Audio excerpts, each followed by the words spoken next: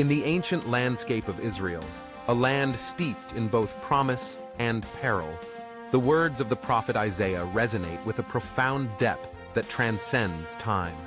The chapters of Isaiah, chapters 63 and 64, weave a tapestry of divine judgment and compassion, illustrating the complex relationship between God and his people.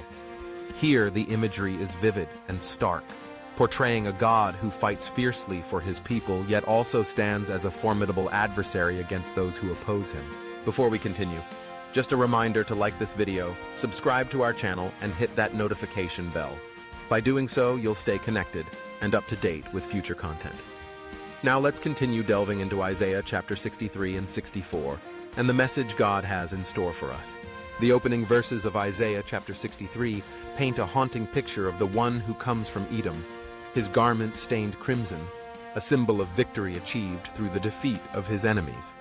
This image is not merely a depiction of physical conflict. It speaks to the spiritual warfare that underpins the relationship between God and humanity. The blood on his robes signifies the cost of redemption, the fierce love that compels God to act decisively against those who would harm his beloved.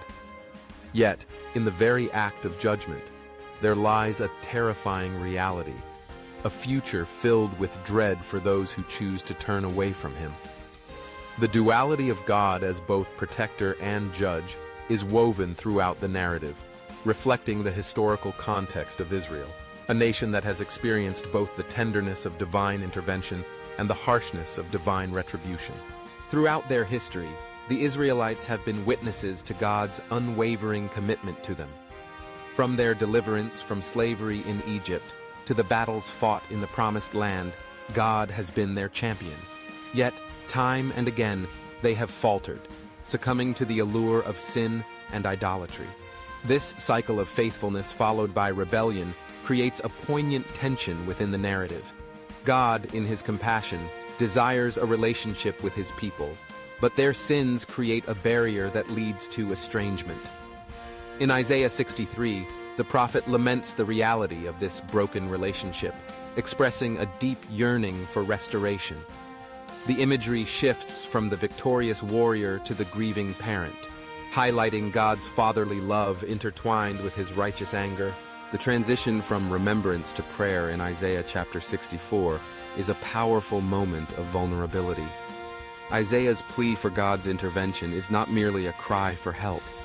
It is an acknowledgement of their shared history and a recognition of their desperate need for divine mercy. "Oh, that you would rend the heavens and come down," he cries, encapsulating the longing for God's presence in a world that feels increasingly distant from him. This heartfelt supplication serves as a reminder that prayer is an act of both desperation and hope, a bridge between the past and the future, between sin and redemption. In this prayer, Isaiah does not shy away from confessing the sins of the people. He recognizes that their iniquities have created a chasm between them and their Creator.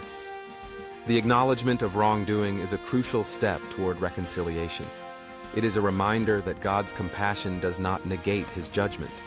Instead, it invites his people to return to him, to seek his mercy with contrite hearts. The imagery of God as a father resonates deeply here, emphasizing the intimate relationship he desires with his people. Just as a parent longs for the return of a wayward child, so too does God yearn for his people to turn back to him. The significance of this prayer for mercy cannot be overstated. It encapsulates the essence of repentance, a turning away from sin and a turning toward God. In a world that often feels chaotic and fragmented, the call to remember God's past kindnesses becomes a vital source of strength and hope.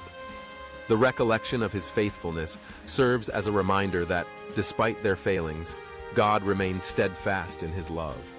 This act of remembrance is not merely a nostalgic glance backward. It is a powerful catalyst for transformation, igniting a desire for a renewed relationship with the Almighty.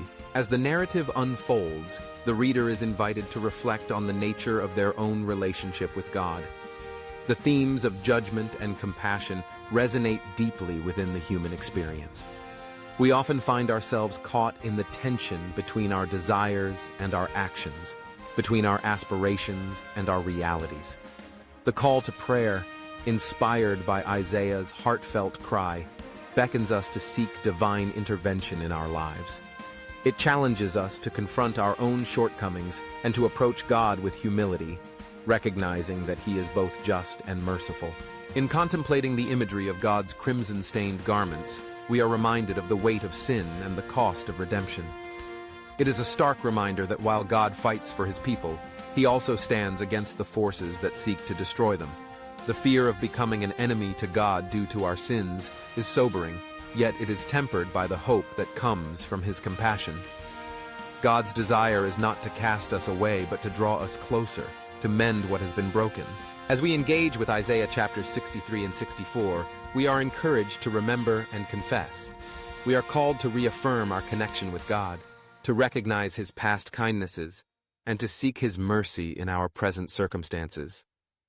The prayer for restoration is a timeless plea, echoing through generations, inviting us to rend the heavens and come down into our lives. In a world that often feels devoid of hope, this call to prayer serves as a beacon, guiding us back to the heart of our Creator. In conclusion, the narrative woven through Isaiah chapters 63 and 64 illuminates the profound dichotomy of God's judgment and compassion. It challenges us to confront our own hearts, to remember the faithfulness of God, and to respond with prayerful longing for His presence. As we cry out for mercy, let us do so with the assurance that our God, who fights for us and desires to restore us, is ever ready to respond to the heartfelt pleas of His people. If this message resonates with you, take a moment to praise our Lord. Type, "Glory to Yahweh," in the comments as a declaration of praise and glory to our Father for His infinite love, mercy, and patience for us. God bless you.